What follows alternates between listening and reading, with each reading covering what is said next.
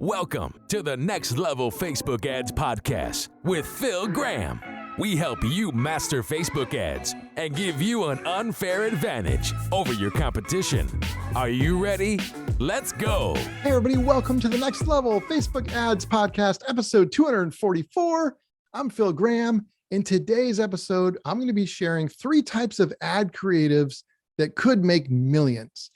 Now, these creatives have worked so well for us running ads for clients. This is not theory. This is not stuff we're guessing about. This is time-tested stuff that we've actually used that have worked really, really well. And I'm excited to share it with you because very few people are using these types of creatives. And even the advertisers that are trying are either not doing it right or they're not doing it very effective, if effective at all. So this should be a really great episode for you guys. I'm recording this on Monday, January 10th, 2022. It's so weird to say 2022. I am not used to that. But I hope you guys are doing really well, and I hope you are having a great start to the new year. If you want to get in touch, maybe you're looking for some coaching one-on-one, or you want somebody to run your ads for you, just go to philgrahamdigital.com or DM me at philgrahamdigital on Instagram, and we can connect. And before we jump into the actual content of today's episode, I just wanted to say I appreciate you and genuinely care about your success. And I really, really do want to help you through this podcast. You know, I recognize and realize that everybody is on a different path. Some people are successful and crushing it and just looking for like an extra edge or how to scale things. Others are completely brand new and just starting out on their journey. And some people are struggling and having a really hard time and looking for answers. And I want you to know that regardless of where you're at in your journey, you are not alone. I have felt that in my life before, and many people have been in all those spots before. And so number one, you're not alone. And number two, there are answers. There's always a way out. Or if you're already doing well, there's always a way to do better. And I want to be that resource that helps you because I've been through it. I'm self-made. I didn't grow up rich or anything like that. I had to, do things to help me become successful from scratch. And I'm very thankful that I did. But at the same time, it's not an easy road sometimes.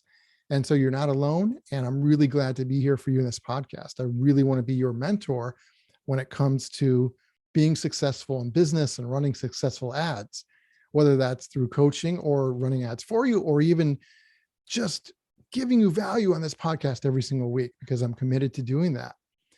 Now, one thing I'm really excited about is what I talked about last week in that episode. So if you have not heard that yet, go back and make sure and give it a quick listen.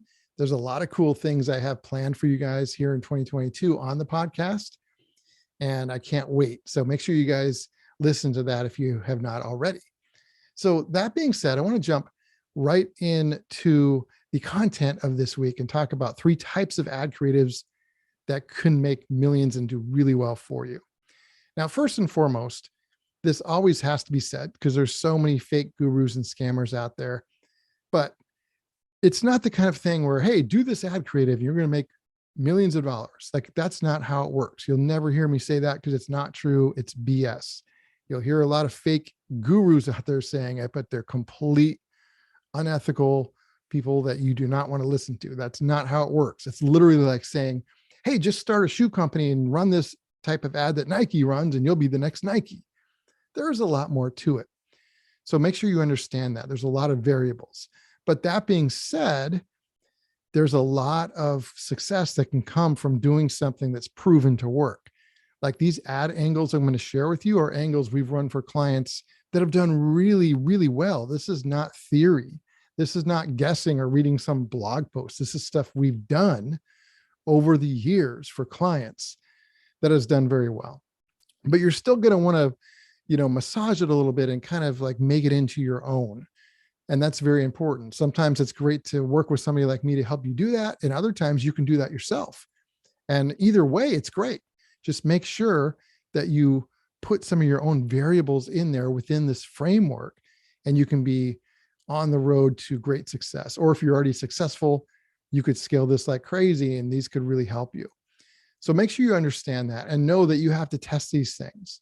Not every angle works in every scenario. That's what ads are all about, is testing and letting the data guide you to make better decisions. And when you become highly skilled at that, great things happen. Okay, so ad angle number one. This is one of my favorites. It's called the carrot and the stick. This is a very, very powerful angle because the carrot is the good that can come from the product or service that you sell when somebody buys it. What is the good that that creates for them in their life?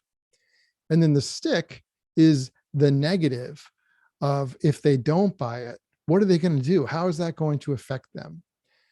Now, both of those angles are really, really important.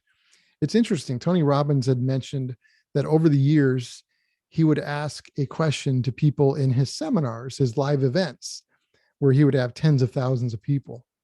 And he would have people raise their hand and he would say, would you do more to earn $1 million or keep somebody from stealing $1 million that you already had?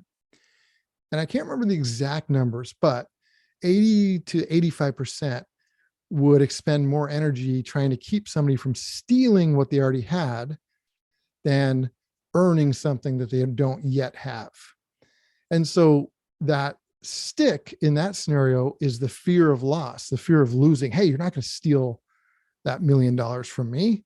Like, that was the motivator for somebody that was more important than the carrot, which would be the opportunity of, hey, I can make $1 million. So here's the deal. It's different for everybody. Some people are more motivated by the stick, the fear of not doing something, whereas others are more motivated by the carrot, like what they'll get, the opportunities of if they do it. And so you don't want to leave either one out. You should think about things in your life, whether it's fitness or decisions you make with money. Some of the things you do, you don't always like doing, but you do them for a certain reason. What's most important to you? Is it the opportunity of what you get from doing them? Or is it the fear of what could happen if you don't? And there's no one right answer. It's different for each person. That's why you want to have an angle that has both the carrot and the stick in there. And it can be applied no matter what, to every scenario. No matter what kind of business you have, whether you're selling services or products or even a local business, you can apply the carrot and the stick to your ads. So what I want you to do is, number one, think about the carrot. Like, what are the great benefits that happen to people in their life when they either consume or use your product or service? And then number two, what's the stick? What's the negative in their lives if they don't? There's always going to be a carrot or stick. And so what I want you to do is create an ad that has both the carrot and the stick. You're actually talking about both sides of things in the ad. And then also, I want you to create an ad that's just the carrot, so just the good, and then a different ad that's just the stick. Like, hey, if you don't do this, here's what could happen. And you run all three, and you'll be amazed at some of the data you'll get from that. And then you can scale based off of the data, potentially, depending on what does what.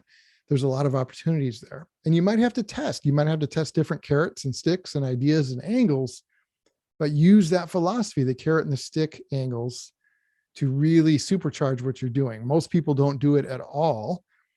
And the few that do it usually don't do it very good or do it right. So you want to make sure you're doing it right. All right, number two. This is also one of my favorites. It's what I call us versus them differentiation ads. So very few people do this, but the ones that do it usually leave off the most important part. What's important is not just how you're different, or whether that's you personally or your product or your brand or your service, but not only how you're different and unique, but what is the most important part of that? It's how your differentness or how your uniqueness actually benefits your customers. That's what's important. Because at the end of the day, your customers don't really care why you're different. They care about how that benefits them. What does that mean to them? So I like running differentiation ads that highlight how we're different compared to either competitors or the general market. But then again, in the ad itself, we're actually sharing, here's how that benefits you as a customer or client. Again, that's the most important part. The good news is, my friends, hardly anybody does this. And then the ones that do it don't really do it right and usually leave off the most important part. So think about what makes you different, whether that's you as an entrepreneur or a brand or your product or service itself. How are you different? And how does that difference benefit your customers or clients? And you want to make sure you run an ad that puts both of those together and communicates it really effectively. And that could do really well. We've had great success with that. And that's our us versus them differentiation ads. And then ad number 3, I love this. It is a value bomb ad that gives value, but also has an added level of curiosity. This has done so well for us so often. So very few people actually give value in their ads. Most people lock the value behind an opt-in email address or a sale or something else. And a lot of people just don't even give value at all. However, what I like to do is actually give value in the ad itself. When somebody interacts with an ad and reads or watches an ad, I want that to be valuable to them even before they go where I want them to go, even before they give me an email address or buy something. And obviously not every ad is like this. Some ads you're going straight for an email or a sale, depending on the scenario. But I would absolutely be focusing on doing a lot more value bomb ads that actually give value in the ad itself, but also add curiosity to it.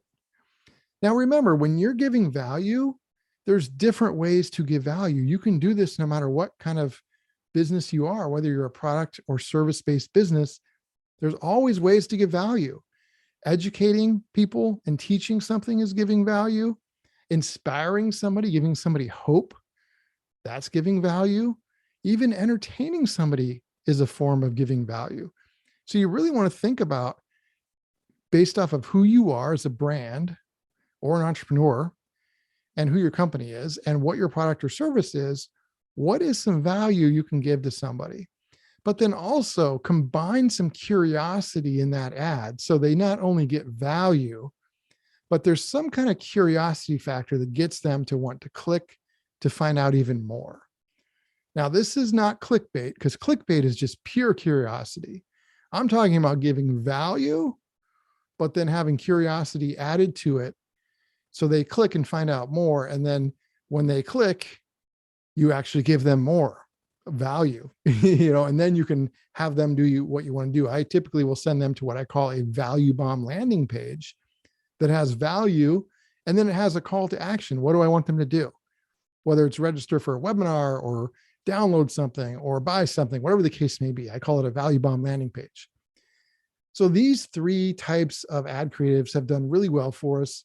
So if you add the right variables and you get really good at this stuff, then it could do amazing things for you. So my friends, episode 244 is in the books. I truly appreciate you. Like I said earlier, I really do care, and I want you to help you and give you the information that you most need. And there's going to be so many more great things in the podcast this year. I can't wait to share them with you. So thank you so much for being here. I hope you have a great rest of the week, and I will talk to you soon. Peace out. Thanks for listening to the Next Level Facebook Ads Podcast. Please remember to subscribe and share this with all your friends. For show notes, more tips, and to learn more about Phil, please visit philgrahamdigital.com/podcast.